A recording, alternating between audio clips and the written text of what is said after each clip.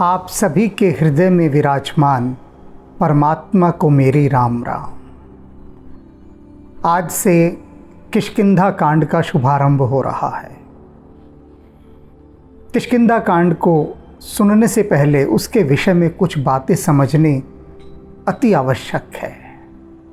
उससे समझ पड़ेगी और सारा खेल तो समझ के बढ़ने का ही है, क्योंकि यही समझ तो समझेगी कि कहा क्या जा रहा है। सबसे पहले किष्किंधा को समझिए कि यह है क्या। किष्किंधा वानर राज वाली की राजधानी है, उसका राज्य है, उसका राष्ट्र है। सीधी सी बात समझ लीजिए, मोटी मोटी बात। अब किष्किंधा का जो सम्राट है वाली, उसने अपने भाई को राज्य से निकाल दिया है, और न केवल निकाल दिया है, उसकी हत्या के भी प्रयत्न कर रहा है। उसके जो कारण हैं उनकी चर्चा आगे होगी, किंतु फिलहाल संक्षेप में मैं बता रहा हूँ। अब सुग्रीव जो है वाली का छोटा भाई, वह वाली से बचता हुआ ऋष्यमुख पर्वत पर शरण लिए बैठा है। उसके साथ उसके मंत्रीगण हैं और हनुमान जी साथ हैं। हनुमान जी सुग्रीव के परम हितैषी, उन्होंने ही रक्षा की सुग्रीव की किष्किंधा से निकलने में, और इस पूरे क्षेत्र पर रहने की व्यवस्था, सारी सुरक्षित व्यवस्था वह हनुमान जी ने संभाली हुई है। ऋष्यमुख पर्वत पर वाली नहीं आ सकता, क्योंकि उसे वहाँ पर शाप है। उस शाप के चलते वह वहाँ नहीं आता, इसलिए वह क्षेत्र सुग्रीव के लिए सुरक्षित है। इस दृष्टि से अब वहाँ पर एक प्रकार से सुग्रीव किलित होकर रह गया है। उस क्षेत्र से बाहर जा नहीं सकता। पूरा जीवन लगता है उसे कि मुझे यहीं बिताना पड़ेगा। और वहाँ पर वाली ने सुग्रीव की पत्नी को अपने अधीन कर रखा है। उसने उससे बलपूर्वक विवाह कर लिया। बहुत दुखी है, बहुत दुखी। और ऐसे समय में वहाँ पर प्रभु श्री राम पहुँचते हैं, क्योंकि शबरी ने बताया उन्हें कि आप जाइए वहाँ पर, सुग्रीव आपको मिलेंगे, आगे की सारी बात वे आपको बताएंगे, जो भी कुछ सहायता हो सकती है वे करेंगे। तो ये अब किष्किंधा के अंदर जो भी कुछ होता है वहाँ पर, वह सारा घटनाक्रम इस कांड में है। और इस कांड की जो सबसे बड़ी सुंदरता है, सबसे बड़ा आकर्षण है, वह है हनुमान जी का प्रवेश। सबसे पहले यहाँ पर हनुमान जी से हमारा परिचय होता है, और परिचय भी किस रूप में होता है। हनुमान जी को सुग्रीव प्रभु श्री राम और लक्ष्मण की टोह लेने भेजता है। सुग्रीव नहीं जानता कि राम कौन है, लक्ष्मण कौन है। वह तो केवल इतना जानता है कि उस पर्वत की ओर उसकी तरफ 2 शस्त्रधारी योद्धा बढ़ रहे हैं। डर जाता है और हनुमान जी को भेजता है कि आप जाइए और ज़रा पता कीजिए ये हैं कौन। तो यहाँ से जो एक सौंदर्य की यात्रा आरंभ होती है कि पहली बार यहाँ पर हनुमान जी प्रभु राम से मिल रहे हैं, राम हनुमान से मिल रहे हैं। तो भक्त और भगवान पहली बार एक साथ आमने सामने अनजान होकर मिल रहे हैं, अपरिचित होकर मिल रहे हैं। कोई किसी को नहीं जानता, और ये जानने की यात्रा कैसे आगे बढ़ेगी, कैसे हनुमान जी प्रभु श्री राम के अनन्य भक्त बनेंगे, यह सब एक रहस्य है। और उसी रहस्य का उद्घाटन भी साथ साथ होता जाएगा। वैसे रहस्य का तो कभी उद्घाटन होता ही नहीं है, किंतु उसकी एक झलक, हल्की सी झलक वह मिलती जाएगी। एक झलक मिल जाए, बस यही काफ़ी है। ये झलक ही तो नहीं मिलती, झलक एक बार झलक दिखला जाए तो बस बात बन जाए। यहाँ पर इस किष्किंधा कांड में बहुत झलकियाँ हैं, बहुत झलकियाँ, इतनी झलकियाँ हैं कि उन झलकियों के बीच में से यदि आपने एक झलक भी देख पाए, एक झलक भी, तो बात बन जाएगी। आसान नहीं है झलक देखना, याद रख लीजिएगा। व्याख्या आप सुन लेंगे, मैं कह दूंगा, लेकिन देखने के लिए तो भीतर बहुत गहरे उतरना होगा, बहुत गहरे। देखने की भी एक कला होती है। आप यह मत समझिएगा कि जो व्याख्या मैं कर रहा हूँ और आप सुन रहे हैं वह काफ़ी है, नहीं।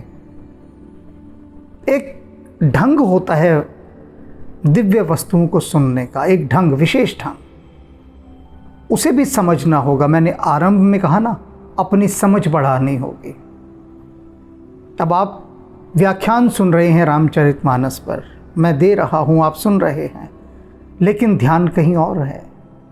ध्यान घर के 4 कामों में है, बाहर क्या हो रहा है उस पर ध्यान है। 10 जगह मन भटक रहा है, साथ साथ आप सुन भी रहे हैं, तो वह सुनना निरर्थक जाता है, व्यर्थ जाता है, उसका कोई अर्थ नहीं रह जाता सुनने का, क्योंकि सुनने में आप एकनिष्ठ नहीं हुए, एकाग्र नहीं हुए। आपने देखा है जब विवाह पर फेरे होते हैं तो फेरों के समय जो दूल्हा दुल्हन है उनका ध्यान कहीं और नहीं होता, कौन आया कौन गया, क्या हुआ क्या नहीं हुआ। वे दूल्हा दुल्हन बस रस्मों पर ही ध्यान देते हैं, उधर ही दृष्टि रहती है, उससे इधर उधर कहीं हटती नहीं, नज़र उठाकर भी नहीं देखते, अक्सर वहीं दृष्टि रहती है। तो ऐसी दूल्हे दुल्हन जैसी, ऐसे वर वधू जैसे, जैसे कि विवाह हो रहा हो, आप फेरों पर बैठे हैं और आपका ही विवाह हो रहा है, और विवाह राम जी से हो रहा है, परमात्मा से जीवात्मा का विवाह होने जा रहा है। इस भाव के साथ जब आप सुनेंगे, इस भाव के साथ, इसीलिए मेरा एक सुझाव होता है अक्सर सभी को कि देर रात जब आपका सारा घर परिवार सो जाए तब आप स्वाध्याय कीजिए।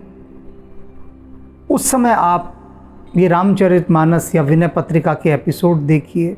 उस समय जब सारा घर सो जाए, भगवान कृष्ण कहते हैं ना कि जब संसार सोता है तब योगी जागता है, तब सुनिए, क्योंकि तब किसी को कोई समस्या भी नहीं होगी। घर परिवार होता है, अनेक को आपत्तियां होती हैं कि क्या ये हमारी पत्नी, हमारा पति, हमारी बहू, हमारी बेटी, ये क्या है, हर समय बस परमात्मा के पीछे ही पड़े हुए हैं, जब देखो तब भक्ति में लगे हुए हैं। तो यदि आप भक्ति मार्ग पर जाते हैं तो परिवार के ही अनेक सदस्यों को बड़ी आपत्ति होती है कि आपने उनके प्राइम टाइम को राम जी को दे दिया। अरे उनका प्राइम टाइम था, आप उनके साथ गपशप करते, चाय पकोड़े बनाते उनके लिए, कुछ और घर के 4 धंधे बजाते। ये क्या हुआ कि परमात्मा को लेकर बैठ गए, जो ना करने का ना धरने का। तो इस तरह से वो लोग आपत्तियां करते हैं, समझाते हैं, तो परिवार में क्लेश ना हो। तो ठीक है भैया, संसार का समय सब संसार को दे दो, रात तो अपनी है ना, कहा गया है, रात अपनी है या ब्रह्म मुहूर्त अपना है, सुबह 4 बजे का समय। तो परमात्मा इतना सस्ता नहीं है कि यूं ही मिल जाए, उसके लिए तपस्या करनी पड़ती है। तो तपस्या कीजिए, सुबह 4 बजे उठकर सुनिए या पढ़िए, रात को जब सब सो जाएं, सारा परिवार सो जाए, तब आराम से बैठकर सुनिए। तो उससे क्या होगा कि एक फोकस होगी आपकी आई, आपकी दृष्टि जो है वो केंद्रित होगी, सुनने का लाभ तब मिलेगा। और वो जो सुनेंगे तब वो भीतर भी गहरे में जाएगा। यदि ये सब संभावनाएं किसी को दिन में उपलब्ध हो सकती हैं, अब कोई कहे कि मैं तो घर में सारा दिन अकेला होता हूँ, तो इससे सुंदर तो कुछ है ही नहीं। फिर आप दिन भर घर में अकेले हैं, या स्वयं को एक कक्ष में बंद कर सकते हैं। ऐसी संभावना यदि है कि 1 घंटा बंद कर लिया, स्वयं को दुनिया से अलग कर लिया, तब व्याख्यान सुना। तो ये मैंने आपको आज जो रास्ता बताया है ना, ये दवाई सही असर करे इसका रास्ता है। ये जो व्याख्यान आप सुन रहे हैं, ये आपके भीतर घुल मिल जाए जाकर, तभी होगा जब आप इस विधि से इसे सुनेंगे। तो ये तो बात आज की भूमिका की हो गई सारी। अब शुभारंभ होगा किष्किंधा कांड का। तुलसीदास जी ने इसका शुभारंभ 2 स्तुतियों से किया है। दोनों श्लोक संस्कृत के हैं। पहले श्लोक में प्रभु श्री राम और लक्ष्मण जी का जो वर्णन किया है, उनसे जो भक्ति मांगी है, उनके जिस रूप का वर्णन किया है, वह रूप यह है कि सीता को खोजते हुए प्रभु श्री राम और लक्ष्मण का जो रूप है, उसकी वंदना कर रहे हैं तुलसीदास जी। वे कहते हैं कि सीता को खोजते हुए राम और लक्ष्मण हमें भक्ति प्रदान करें। बहुत गहरी बात है। इस समय जो अपनी पत्नी की खोज में हैं राम जी, और लक्ष्मण जी अपनी माँ समान जो उनकी भाभी हैं उनकी खोज में हैं। कितनी बड़ी भक्ति है ये। तुलसीदास जी तभी इन दोनों से ये प्रार्थना कर रहे हैं कि आप दोनों हमें भक्ति देने वाले हो। कितनी गहरी आस्था, श्रद्धा, प्रेम कि यूं ही नहीं छोड़ दिया। खोज में लगे हुए हैं, खोज में। उस काल का कोई भी राजा ऐसा नहीं था कि जिसकी पत्नी को कोई ले जाए तो वो पीछे पीछे उसके जाए। वो कहता था गई, एक गई 10 आएंगे, चिंता की कोई बात नहीं। वह कहता है राजा, उस समय के राजा विलासी राजा थे। अगर कोई उनकी एक पत्नी को भी उठाकर ले जाए तो वो कहता था भैया 2-4 और हैं, ले जानी हो तो ले जा, कमी नहीं, हम और ले आएंगे। इस तरह का चरित्र था उस समय के क्षत्रिय समाज का। रखी हुई हैं 40-40, 50-50, 100-100 स्त्रियां एक में, ढेर स्त्रियां हैं। स्वयं प्रभु श्री राम के पिता दशरथ, बहुत पत्नियां हैं उनकी, बहुत, एक नहीं है, अनेक, और अनेक भी इतनी कि पूछो मत। कह रहा हूं ना पूछो मत, तो उसी से ही समझ जाओ। किंतु प्रभु श्री राम वे एक नई क्रांति का सूत्रपात करते हैं। उस समय में, उस युग में एक पत्नी व्रत, न केवल वे, उनके सभी भाई भी।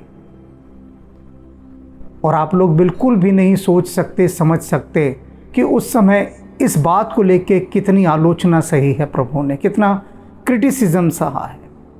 उनको कितना क्रिटिसाइज किया गया उस समय, उनकी आलोचना की गई। ये आप समझ ही नहीं सकते। और वो समझ सकें उसके लिए आपको स्वाध्याय करना होगा उन सारे आध्यात्मिक उपन्यासों का जो हम कहते हैं हनुमान जी ने हमसे लिखवाए हैं। तुलसीदास जी की रामचरितमानस भी तभी समझ में आएगी क्योंकि वे सारे उपन्यास समझ को बढ़ाने वाला एक रसायन है, एक कीमिया है जो समझ को बढ़ाती है। हम अब शुभारंभ करते हैं और इस स्तुति को गाने के लिए विशेष रूप से मैंने निवेदन किया श्रीमती भवानी हेगड़े जी से, क्योंकि यदि मैं इस स्तुति का गायन करता संस्कृत में जो है तो बिल्कुल न्याय नहीं करता, वह सिर्फ यूं ही होता अनावश्यक। किंतु भवानी हेगड़े जी विदुषी हैं, संस्कृत की पंडिता हैं, और इनके सुमधुर स्वर में भक्तिपूर्ण स्वर में हम पहले इन श्लोकों को सुनेंगे, उसके बाद श्लोक की व्याख्या होगी, फिर तुलसीदास जी आगे की यात्रा पर हमें लेकर चलेंगे और मैं उसकी व्याख्या करूँगा। कुन्देन्दीवरसुन्दरावतिबलौ विज्ञानधामाउभौ शोभाढ्यौ वरधन्विनौ श्रुतिनुतौ गोविप्रवृन्दप्रियौ मायामानुषरूपिणौ रघुवरौ सद्धर्मवर्मौ हितौ सीतान्वेषणतत्परौ पथिगतौ भक्तिप्रदौ तौ हिनः। इस श्लोक में तुलसीदास जी प्रभु श्री राम और लक्ष्मण जी की स्तुति करते हुए कह रहे हैं कि ये जो दोनों भाई हैं, जो कुंद पुष्प के समान और नील कमल के समान सुंदर हैं। लक्ष्मण जी कुंद पुष्प के समान गौरवर्णीय हैं। कुंद पुष्प सरस्वती पर अर्पित किया जाता है, श्वेत वर्ण का पुष्प है। और प्रभु कैसे हैं? प्रभु श्री राम नील कमल के समान श्याम वर्णी हैं, अत्यंत बलवान। दोनों ही भाई अगाध बल के स्वामी हैं, इनके समान कोई बलवान नहीं है।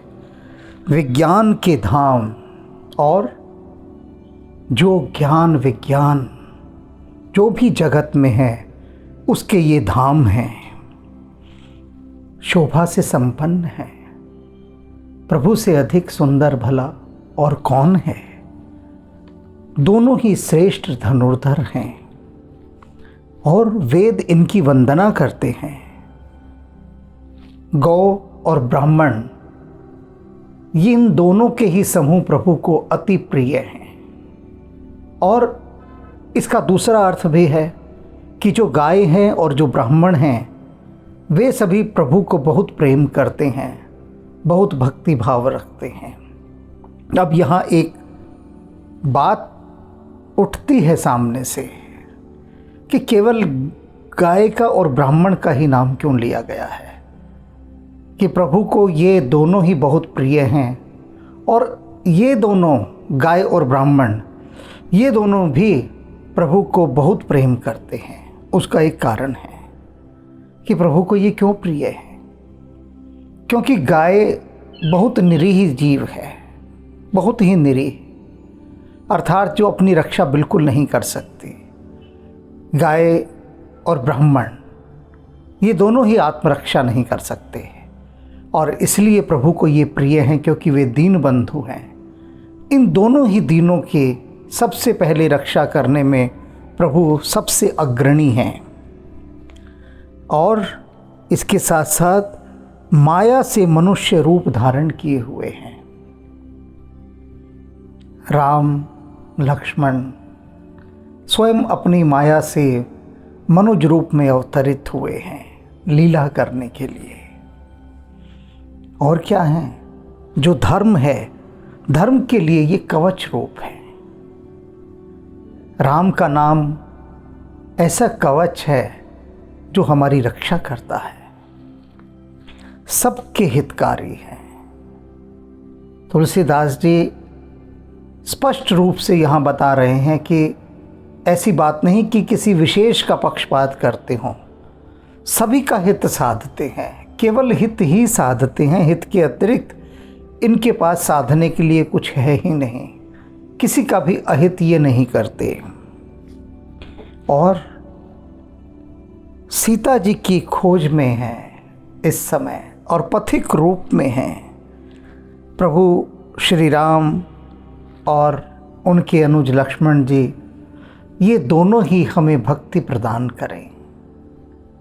तुलसी जी इस समय प्रभु श्री राम के और लक्ष्मण जी के उस रूप से भक्ति की कामना कर रहे हैं जो इस समय सीता जी की खोज में संलग्न है, पथिक रूप में वन वन भटक रहे हैं सीता जी की खोज में। तुलसीदास जी कह रहे हैं कि वे प्रभु श्री राम और लक्ष्मण जी हमें भक्ति प्रदान करें, उनका यह रूप हमें भक्ति प्रदान करे। ब्रह्माम्बोधिसमुद्भवं कलिमलप्रध्वंसनं चाव्ययम् श्रीमच्चम्भुमुखेन्दुसुन्दरवरे संशोभितं सर्वदा संसारामयभेषजं सुखकरं श्रीजानकीजीवनम् धन्यास्ते कृतिनः पिबन्ति सततं श्रीरामनामामृतम्।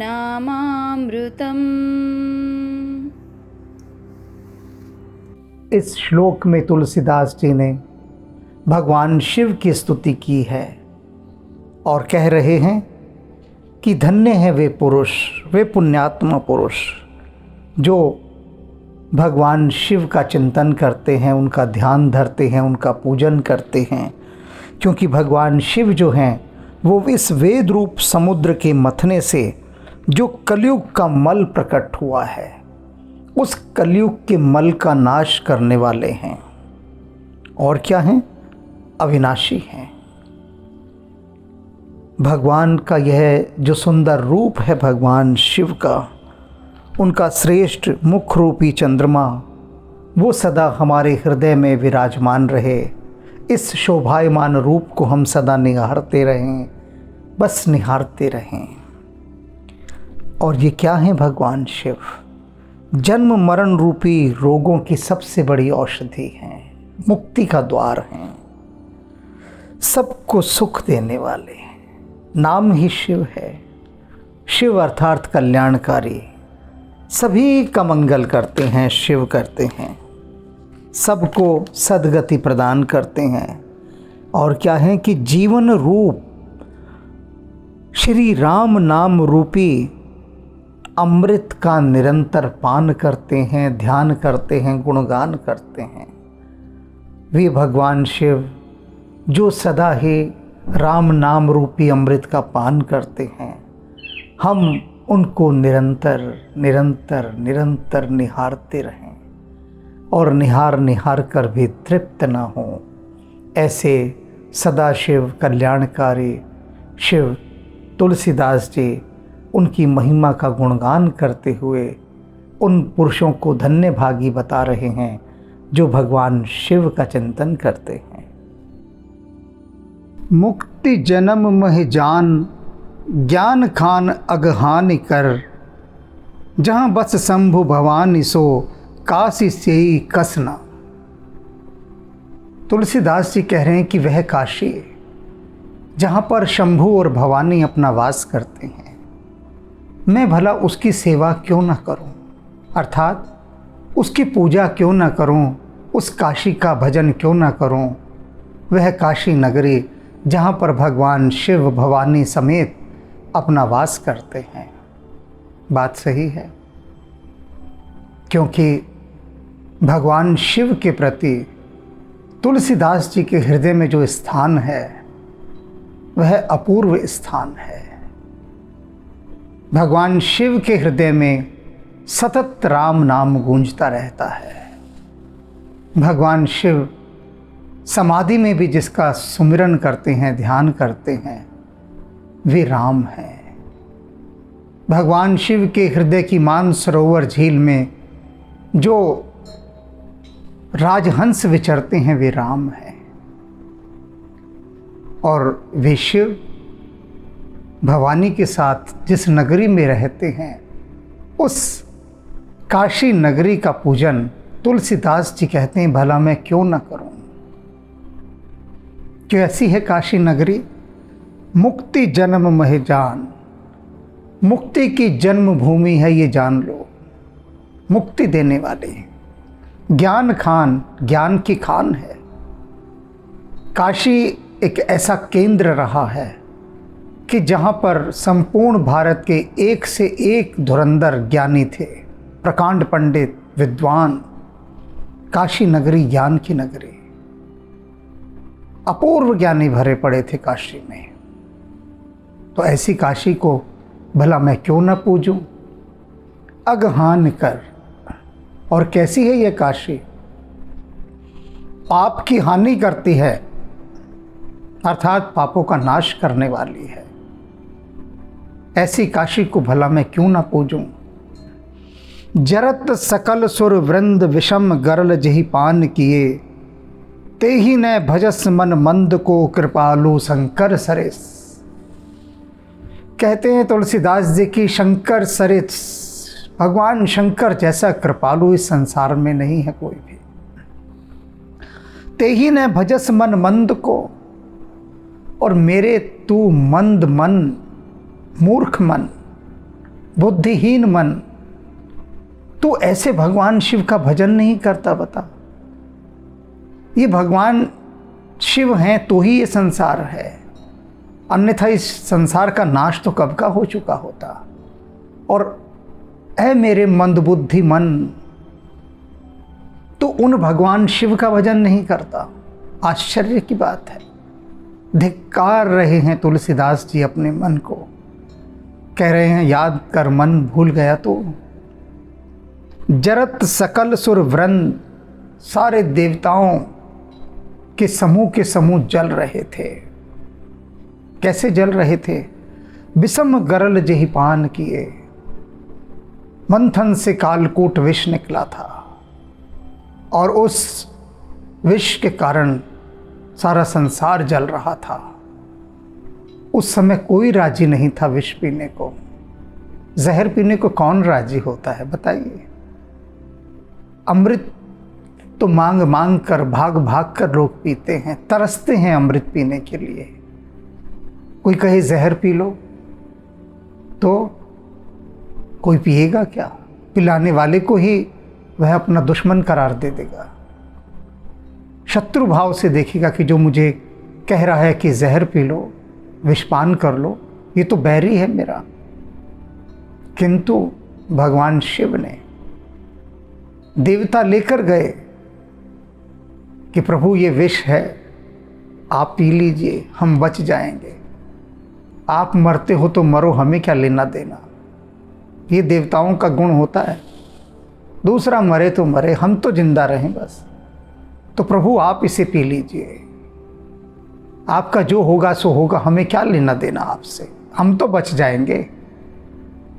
तो भगवान शिव ने कहा लाओ। तो ऐसा कौन होगा बताओ, कौन होगा? तुलसीदास जी यही कह रहे हैं, को कृपाल शंकर सरेस, शंकर जैसा कृपालु, शंकर जैसी कृपा करने वाला और भला कौन होगा?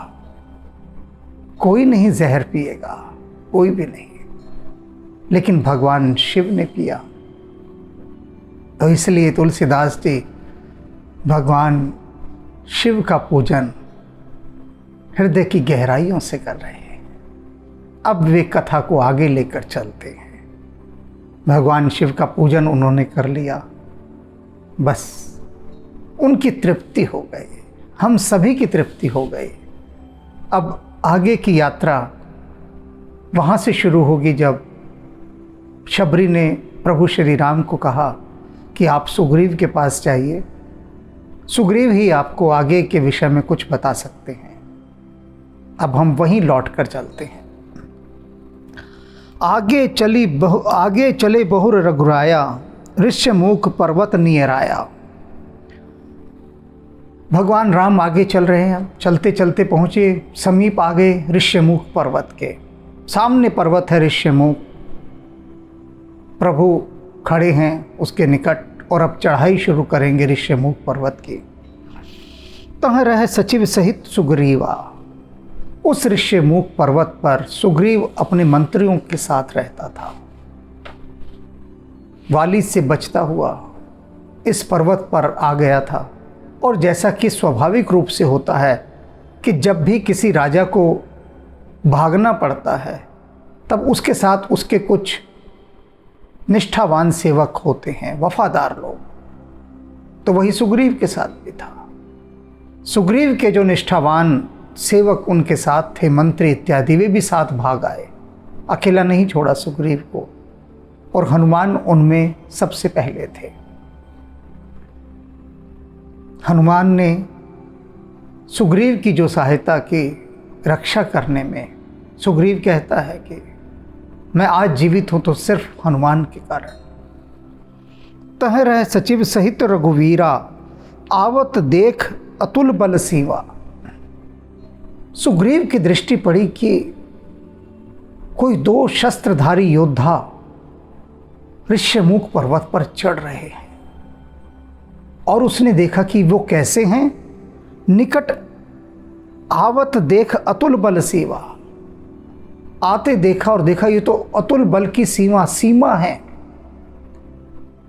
इनसे अधिक बलवान जगत में कोई हो नहीं सकता। सुग्रीव ने यह अनुमान लगाया उनको देखते ही कि ये तो अतुलित बल की सीमा लग रहे हैं,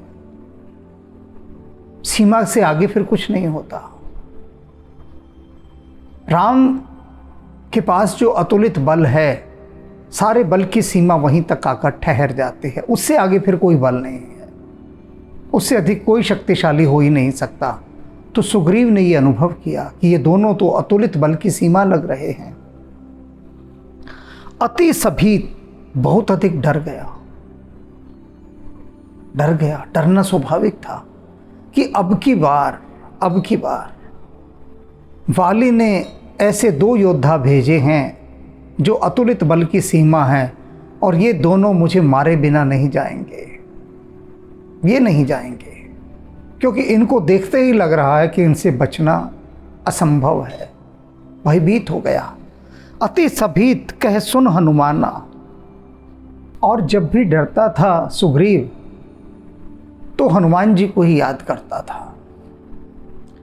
हनुमान जी सुग्रीव के अंतरंग मित्र भी हैं और उसके मंत्री भी हैं, और इसलिए सुग्रीव सहज स्वाभाविक मैत्री रूप से बात करता था हनुमान जी से। उसी लहजे में मैं बात कर रहा हूं। अब सुन हनुमाना, बहुत डर गया सुग्रीव और कहता है हनुमान इधर आ भाई, बात सुन मेरी। हनुमान जी पास आए कि हाँ कहो। पुरुष जुगल बल रूप निधाना, कहते हनुमान देख वो जो 2 जने आ रहे हैं ना, देख पुरुष जुगल बल रूप निधाना, जैसे रूप का भंडार हो और बल का भंडार हो। ये दोनों जो आ रहे हैं इनको देख हनुमान, ध्यान से देख। धर बटु रूप देखते जाए, और मुझे इनसे बहुत डर लग रहा है। तू ऐसा कर हनुमान, ब्रह्मचारी का वेश बना, ब्राह्मण का, और जा उनके पास पहुंच, भेदिया बनकर जा। कहिस जान जी शयन बुझाई, जा और अपने जी में जान कि वो है कौन, क्योंकि तू ही जान सकता है हनुमान। तेरे पास ही वो समझ है और किसी के पास नहीं है। तू ही इनका भेद ले सकता है, मैं किसी और को नहीं भेज सकता। मुझे भरोसा ही नहीं किसी पर, क्योंकि जय हनुमान ज्ञान गुण सागर, ज्ञान और गुणों का सागर तो तू ही है हनुमान। उस समय के सबसे बड़े, अपने वानर साम्राज्य के सबसे बड़े स्कॉलर, राम के भक्त श्री हनुमान जी, वे ही सबसे अधिक ज्ञानी पुरुष थे, पढ़े लिखे समझदार। सुग्रीव उन पर ही भरोसा करता था। कहा उसने कि ऐसा है मित्र, तुम ही जाओ, पता लगाओ और जी में जान लो उनकी तरफ से कि वो है कौन, तो क्या मुझे इशारा कर देना बस। कहे जान जी शयन बुझाई, बस इशारा कर देना मुझे। और अगर ये वाली के भेजे हुए हत्यारे हुए तो पठे बाली होई मन मैला, अगर ये बाली के द्वारा पठाकर भेजे गए और इनके मन में मैल है कि ये मुझे मारने आए हैं, भागो तुरंत तजो यह सैला, तो मैं तुरंत इस पर्वत को छोड़कर भाग जाऊंगा। इससे पहले कि वो मुझे मार डालें मैं भाग जाऊंगा, तुम जाओ। हनुमान को भेज दिया। हनुमान को। जैसे देवताओं ने भगवान शिव से कहा था, जी आप विष पी लो, कुछ बिगड़ेगा तो आपका बिगड़ेगा, हमारा थोड़ी ना बिगड़ेगा। ऐसे ही भेज दिया हनुमान जी को। स्वयं तो डरता था, अब हनुमान जी को किस बात का डर, वे चले गए। विप्र रूप धर कपित हैं गए हूँ। तब हनुमान जी ने ब्राह्मण का वेश धारण किया और पहुँच गए जहाँ प्रभु राम लक्ष्मण जी के साथ ऋष्यमुख पर्वत की चढ़ाई कर रहे थे। माथ नाई पूछत अस भय हो। सबसे पहले हनुमान जी ने जाते ही हाथ जोड़कर प्रणाम किया और फिर पूछते हैं अपनी बात और फिर कहते हैं। अब देखिए गरिमा हनुमान जी किस प्रकार से रूप की रखते हैं। ब्राह्मण का रूप धारण करके गए तो ब्राह्मण के रूप के अनुरूप ही व्यवहार कर रहे हैं। ब्राह्मण सबसे पहले नमस्कार करता है, सबसे पहले भेद लेने गए हैं, गुस्से से नहीं पूछ रहे। यही कोई किसी राजा का सिपाही होता तो वहीं से कहता है, ठहर जाओ, कौन हो, किस लिए यहाँ आ रहे हो, उसका अहंकार भी साथ बोलता। किंतु यहाँ तो हनुमान जी ने नतमस्तक होकर प्रणाम किया और फिर आगे क्या कहा, को तुम श्यामल गौर शरीरा, को तुम है श्यामल गौर शरीरा। ये तुम दोनों श्यामल और गोरे शरीर वाले कौन हो। नाम तो जानते नहीं हनुमान जी, कौन है ये दोनों। तो कैसे पूछ रहे हैं, उनके वर्णों से, रंग से। प्रभु श्री राम श्यामल वर्ण, लक्ष्मण जी गौर वर्ण। तो कह रहे हैं कि ये श्यामल और गौर वर्ण के आप दोनों कौन हैं। क्षत्रिय रूप फिर हूँ बनवीरा। और क्षत्रिय के रूप में, हे वीर, कौन है आप जो इन वनों में घूम रहे हैं। क्षत्रियों का रूप धारण किया हुआ है। क्षत्रिय रूप फिर हूँ बनवीरा, कठिन भूमि कोमल पद गामे। ये जो भूमि है ये बहुत कठोर है और आप कोमल पदों वाले हैं, कोमल शरीर है आपका। स्वामी, साथ में हनुमान जी क्या कह रहे हैं, स्वामी शब्द। कठिन भूमि कोमल पद गामे, कोमल पद स्वामी।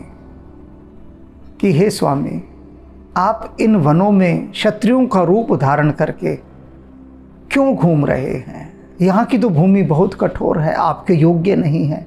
आप इतने सुकोमल हैं। हे मेरे स्वामी, आप यह बात मुझे बताइए। कितनी कोमलता से पूछ रहे हैं। कवन हेत बिचरूं वन स्वामी। फिर कह रहे हैं कि इस वन में आप किस कारण से विचर रहे हैं स्वामी।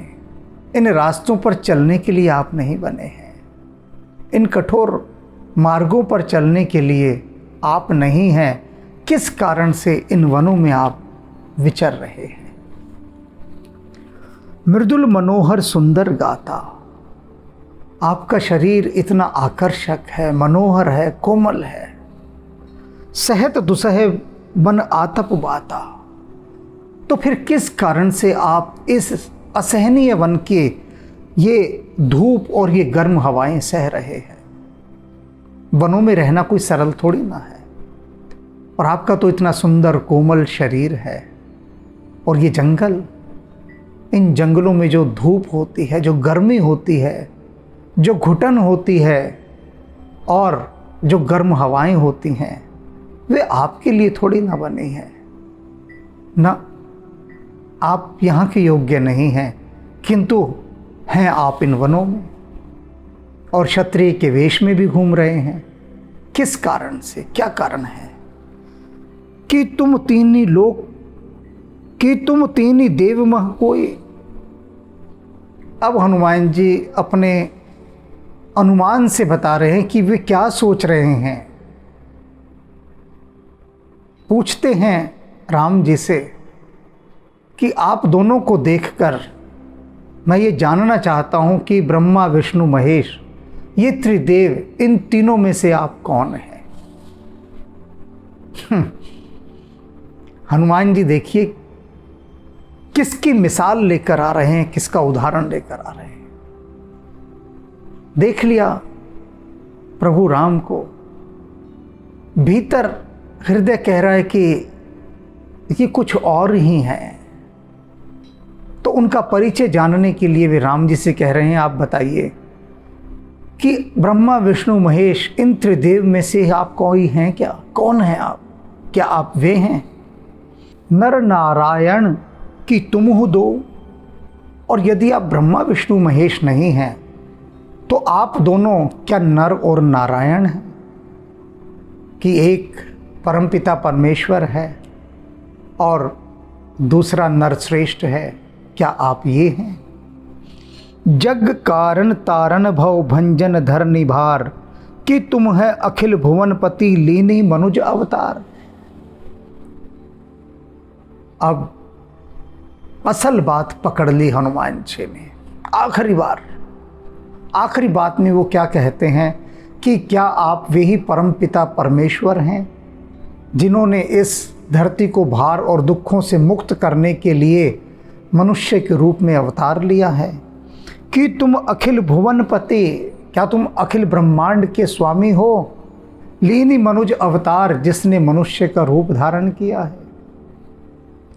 इससे कमतर तो उनको दिखाई ही नहीं दे रहा हनुमान जी को, इससे कुछ नीचा भी देख सकते हैं। अब राम जी के लिए समस्या खड़ी हो रही है। वे कह रहे हैं कि भैया ये तो भेद ले गया, ये तो बड़ा खिलाड़ी भेद दिया है। अच्छे जो बात नहीं जान सके, अच्छे कि हम यहाँ पर मनुष्य का अवतार लेकर लीला करने आए हैं, इसकी सुगंध तो ये ब्राह्मण पा गया है, कुछ असाधारण ही है। राम जी कहते हैं कि अरे नहीं, हम ये सब नहीं हैं, ना हम ब्रह्मा विष्णु महेश हैं, ना नर नारायण हैं, और ना इस अखिल ब्रह्मांड के स्वामी हैं कि जिसने मनुष्य का अवतार ले लिया। अरे भैया हम कुछ भी नहीं हैं। टाल रहे हैं प्रभु श्री राम, हनुमान जी को घुमा रहे हैं और क्या कहते हैं, कौशलेश दशरथ के जाए, कि हम तो दशरथ के जाए हैं, यानी दशरथ के बच्चे हैं, हम तो पुत्र हैं, कौशलपति महाराज दशरथ के बेटे हैं हम। ये कहाँ तुम हमें ब्रह्मा विष्णु महेश नर नारायण अखिल ब्रह्मांड के स्वामी, अरे ब्राह्मण देव कहाँ हमारी तुलना कर रहे हैं? अरे वो सब नहीं है, हम महाराज दशरथ के बेटे हैं। हम पितु वचन मान बन आए, बस पिता के वचनों का मान रखने के लिए हम जंगलों में आ गए हैं, इतनी सी बात है, बस हम इसलिए जंगलों में घूम रहे हैं। नाम राम लक्ष्मण दो भाई, मेरा नाम राम है, इसका लक्ष्मण है और हम दोनों भाई हैं, बस इतनी सी बात है। संग नारी सुकुमार सुहाई, हमारे साथ एक सुंदर नारी थी, मेरी स्त्री मेरी पत्नी, वह साथ थी। यहाँ हरि निशिचर वैदेही, वैदेही नाम था उसका, और राक्षस उसका हरण करके ले गए। इस कारण से हम उसे खोजते हुए यहाँ घूम रहे हैं। विप्र फिर ही हम खोजत ते, हे ब्राह्मण हम तो बस उसको खोजते हुए यहाँ घूम रहे हैं। आपन चरित कहाँ हम गाही,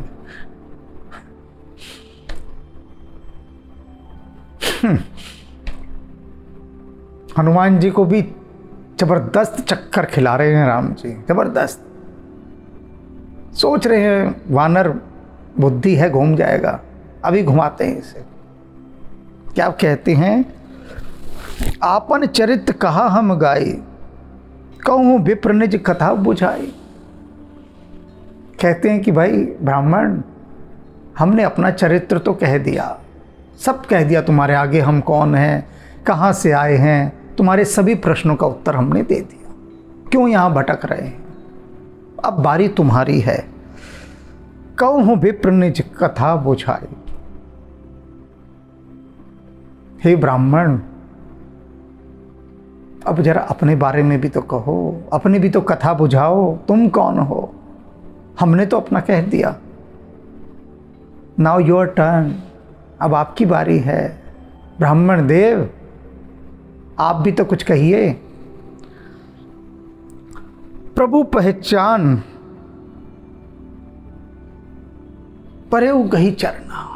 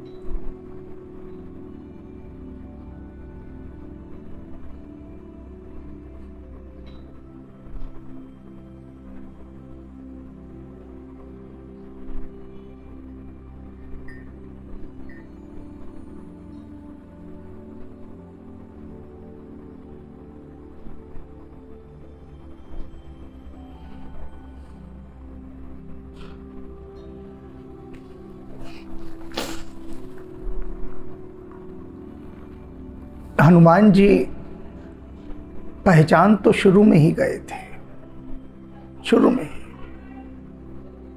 और पहचानते ही उन्होंने कह दिया था कि तुम अखिल भुवनपति लेनी मनुज अवतार। क्या आप वही अखिल ब्रह्मांड के स्वामी हैं जिन्होंने अवतार ले लिया है और यहाँ पर लीला करने आए हैं? पहचान तो गए थे। और अब प्रभु पहचान परहु गही चरना। प्रभु को पहचानते ही उनके चरणों में पड़ गए, पैर पकड़ लिए। सो सुख उमा जाई नहीं बरना। भगवान शिव कह रहे हैं कि सुन उमा, वे जो हनुमान जी भगवान राम के चरण को पकड़कर उनके चरणों में सिर नवा दिया है, पहचान गए हैं अपने स्वामी को, उसका मैं वर्णन नहीं कर सकता।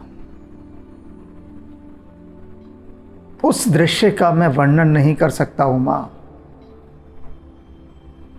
भगवान शिव ने हाथ खड़े कर दिए, तो और कौन कर सकता है वर्णन? वर्णनातीत है ये बात, अनकही है यह बात। स्वीकार करते हैं शंकर भगवान कि उमा मैं भी इसका वर्णन नहीं कर सकता। उस दृश्य का कि हनुमान ने अपने स्वामी को पहचान लिया और उनके चरणों में गिर गए हैं। प्रभु पहचान परहु गहि चरना, सो सुख उमा जाई नहीं बरना।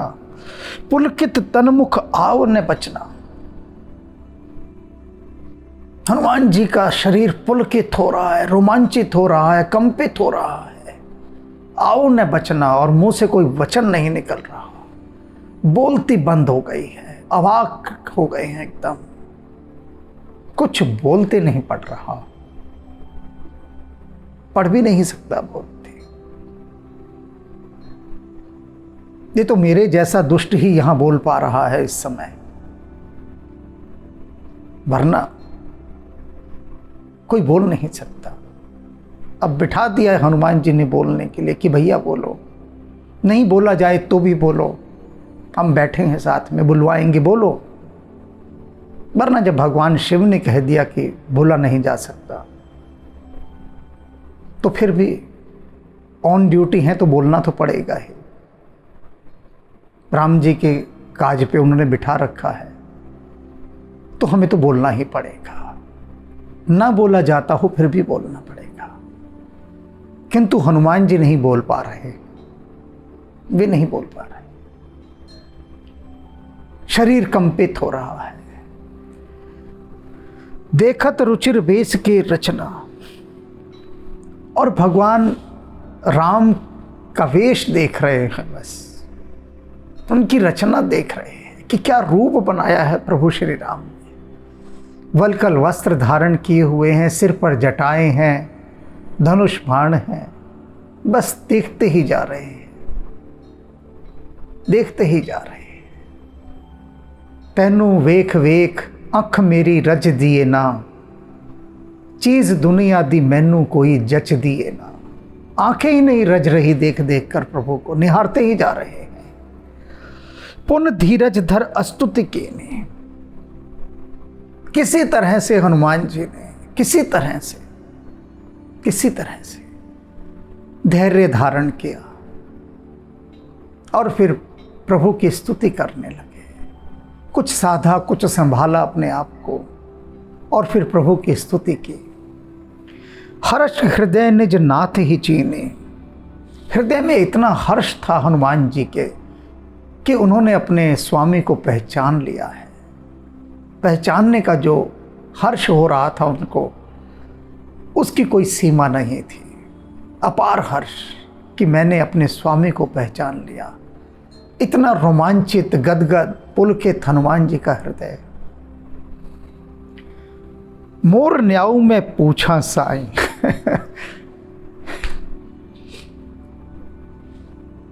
क्या कहते हैं राम जी से, मैंने पूछा आपसे कि आप कौन हैं। हनुमान जी कह रहे हैं प्रभु श्री राम से कि मैं आपसे आपका परिचय पूछ रहा हूं, आप कौन हैं। न्याऊ, ये न्याय संगत बात है। मैंने जो पूछा आपके बारे में, अधिकार बनता है मेरा आपसे पूछना कि आप कौन हैं। क्यों बनता है? वो कहते हैं मैं तो एक वानर हूं। हनुमान जी कह रहे हैं मोर न्याऊ में पूछा साई, मैंने पूछा आपसे है मेरे स्वामी आप कौन है। पूछना बनता है मेरा, क्योंकि मैं ना समझ हूं, बंदर हूं, वानर बुद्धि है मुझ में। कहां की समझ, कोई समझ थोड़ी ना है। उस नासमझी में मैंने आपसे पूछ लिया आप कौन हैं। तो मुझ पर यह जचता है पूछना कि मैं आपसे आपका परिचय पूछ रहा हूं। तुम पूछूं कस नर की नाही, लेकिन आप एक साधारण मनुष्य की तरह मुझसे यह क्यों पूछ रहे हैं कि हे ब्राह्मण अपना परिचय दो। आप तो जानते हैं मैं कौन हूं। मैं आपको नहीं जानता था, मैं तो अब पहचाना हूं आपने तो मुझे जब पहली बार देखा होगा, मैं चाहे ब्राह्मण का वेश धारण करके आ गया, आप तो देखते ही पहचान गए कि ये तो हनुमान है। तो आपने मुझसे ऐसे क्यों पूछा कि तुम कौन हो विप्र। ऐसे साधारण मनुष्य की तरह आप मुझसे पूछ रहे हैं, जबकि आप सब जानते हैं। हनुमान जी कहते हैं प्रभु श्री राम से कि मैं तब माया बस फिर हूं भुलाना, आपकी माया के वशीभूत होकर आपको भुलाकर इधर उधर फिर रहा हूं। बड़े ध्यान से समझिएगा इस बात को। हनुमान जी कह रहे हैं कि आपकी माया ने मुझे भरमा दिया है, भटका दिया है, और आपकी माया के द्वारा भरमाए जाने के कारण मैं भटक रहा हूं। बताइए, हनुमान जी को भी जब राम जी की माया ने भरमा दिया है, तो हम और आप तो किस खेत की मूली हैं। किंतु जल्दी ही वो माया हट गई, तत्काल। पर एक क्षण का भी माया का आवरण, माया का पर्दा हनुमान जी के आगे, एक क्षण का, वो भी एक क्षण का भी बहुत बड़ी बात है। यानी एक क्षण के लिए भी माया हनुमान जी को प्रभावित कर सकती है। तो हम और आप क्या चीज़ है। हनुमान जी कह रहे हैं मैंने तो पूछा आपका परिचय प्रभु, इसलिए पूछा क्योंकि इस माया ने मुझे भरमा दिया था, भटका दिया था। मैं वैसे ही वानर बुद्धि हूँ। अज्ञानी हूँ, मुझे भटका दिया इसने, मैं आपको पहचान नहीं पाया, आपकी इस माया के कारण ताते मैं नहीं प्रभु पहचाना, इसलिए हे प्रभु मैं आपको पहचान नहीं पाया।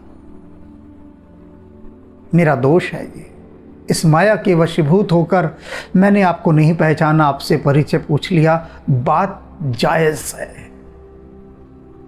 उचित है, न्याय संगत है, औचित्यपूर्ण है, किंतु प्रभु आपने साधारण मनुष्य के समान मुझसे पूछा कि हे ब्राह्मण अब तुम अपना परिचय दो, ये बात कुछ जमी नहीं। आपने क्यों पूछा? एक मैं मंद मोह बस, कुटिल हृदय अज्ञान। हनुमान जी कह रहे हैं, ध्यान से सुनिएगा, बड़े ध्यान से। क्या कह रहे हैं हनुमान जी? एक मैं मंद मोह बस, मैं क्या हूं? मंद बुद्धि हूं। हनुमान जी स्वयं को मंद बुद्धि कह रहे हैं। होंगे हनुमान जी मंद बुद्धि? बिल्कुल होंगे। हम थोड़ी ना है मंद बुद्धि, हम तो बड़े सयाने हैं, समझदार हैं, बुद्धिमान हैं। कोई हमें कहे कि तो दिखाए कि तू मूर्ख है, अकल ठिकाने लगा देंगे उसकी एक झटके में। हिम्मत है किसी की कोई हमें मूर्ख कहे जाए? मतलब है हम मूर्ख नहीं हैं। होंगे हनुमान जी मूर्ख होंगे। कह रहे हैं हनुमान जी, एक मैं मंद बुद्धि हूँ, मूर्ख हूँ, मोह बस। और फिर क्या कह रहे हैं? मैं मोह के वशीभूत हूँ। कुटिल हृदय अज्ञान, मैं बड़ा कुटिल हृदय हूँ। हनुमान जी कह रहे हैं स्वयं को, मैं कुटिल हृदय हूँ। बिल्कुल होंगे हनुमान जी कुटिल हृदय। हम पवित्र हृदय हैं, लेकिन हमने संसार में कभी किसी का बुरा नहीं किया। हम सब लोग यही कहते हैं ना कि हमने तो कभी किसी का बुरा किया नहीं, ना हम कभी किसी का बुरा चाहते हैं, सबका भला करते हैं, हम इतने पवित्र और सच्चे इंसान हैं। फिर भी राम को पता नहीं क्या हमें दुख पे दुख दिए जा रहा है। ये है क्या राम को? अरे जिंदगी में मैंने किसी का बुरा नहीं किया, लोग कहते हैं, बहुत लोग कहते हैं। सदा सबका भला चाहा, मैंने जिसके साथ भलाई की उसने मेरे साथ बुराई की। इतने भले लोग हैं हम, लोग कहते हैं। बड़ी पवित्र आत्मा है हम। और हनुमान जी क्या कह रहे हैं? कुटिल हृदय, मेरा हृदय बड़ा मैला है, कुटिल है। हमने कहा है कभी कि हमारा हृदय बड़ा पापी है, बहुत मैला है, हम मूर्ख हैं? नहीं कहा ना, हनुमान जी कह रहे हैं। और सब मानेंगे भी। हाँ बिल्कुल बिल्कुल होंगे हनुमान जी जब कह रहे हैं। खुद अपने बारे में कबूल कर रहे हैं वो, हम तो कबूल नहीं करते क्योंकि हम है ही नहीं वैसे। एक मैं मंद मोह बस, कुटिल हृदय अज्ञान। और क्या कह रहे हैं? मैं अज्ञानी भी हूं। हनुमान जी कह रहे हैं मैं अज्ञानी हूं। तुलसीदास जी कह रहे हैं जय हनुमान ज्ञान गुण सागर। हनुमान जी कह रहे हो तुम कहते रहो ज्ञान गुण का सागर। भैया मेरे जैसा तो अज्ञानी संसार में कोई है ही नहीं। क्यों कह रहे हैं? कि प्रभु मेरे सामने है और मैं उनको पहचान नहीं पा रहा। इससे बड़ी बदकिस्मती मेरी और क्या होगी, दुर्भाग्य मेरा क्या होगा कि प्रभु मेरे सम्मुख हैं और मैंने उन्हें पहचाना नहीं। मेरा ऐसा कुटिल हृदय है, ऐसा अज्ञानी हूं मैं, ऐसा मंदबुद्धि हूं मैं, ऐसा माया के वशीभूत हूं मैं। ये हनुमान जी कह रहे हैं।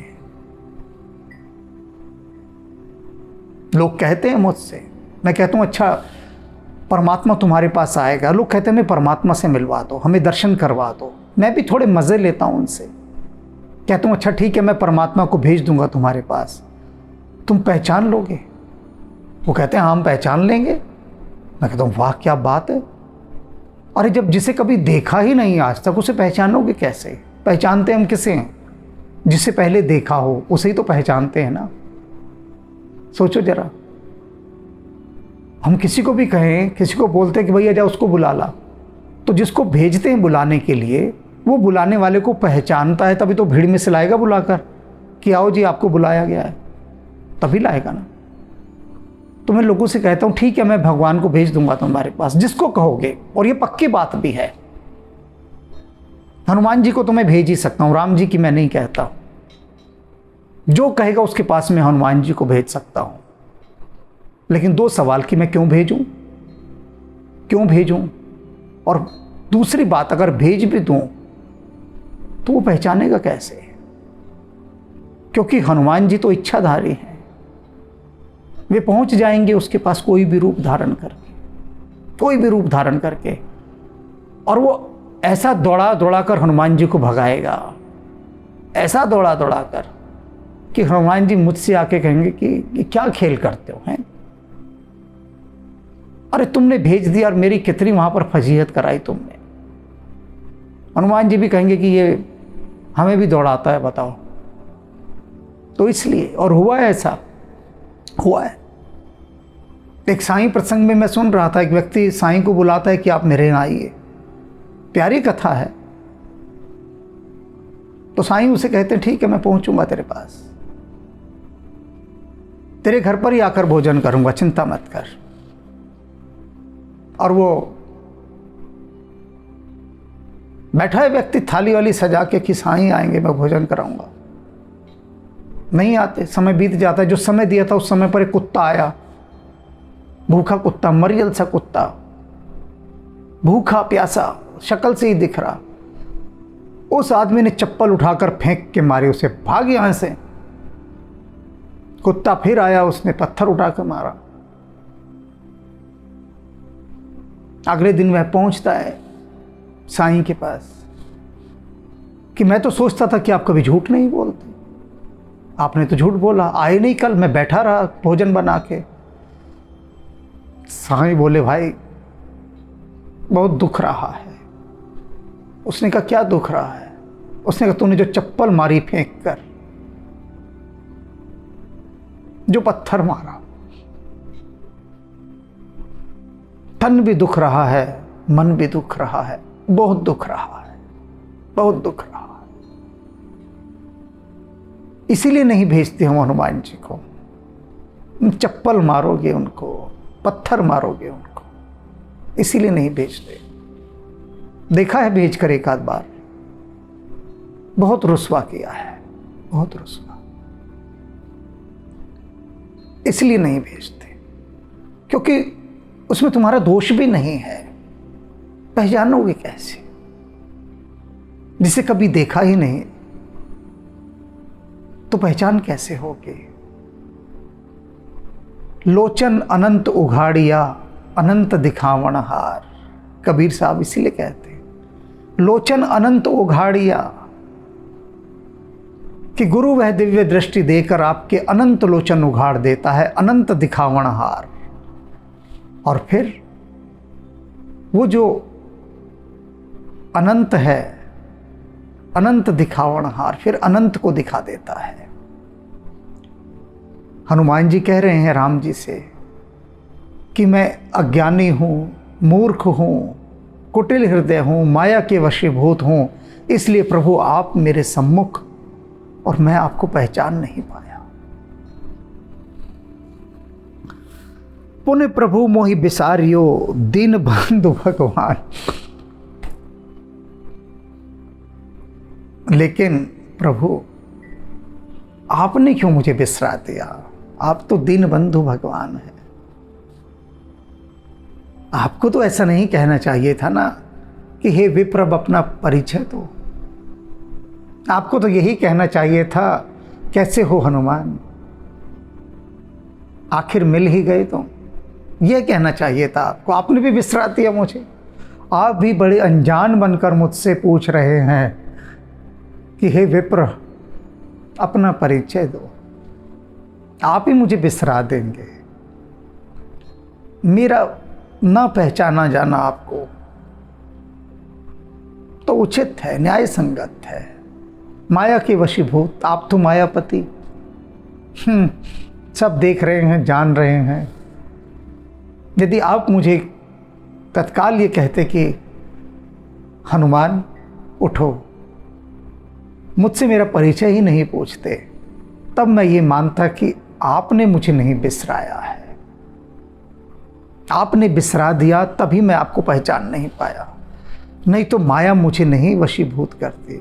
एक क्षण के लिए उसने मुझे चक्कर में डाल दिया आपने, इसी कारण से, क्योंकि आपने मुझसे परिचय पूछा। आपको नहीं पूछना चाहिए था, आप तो सब जानते हैं। तो अब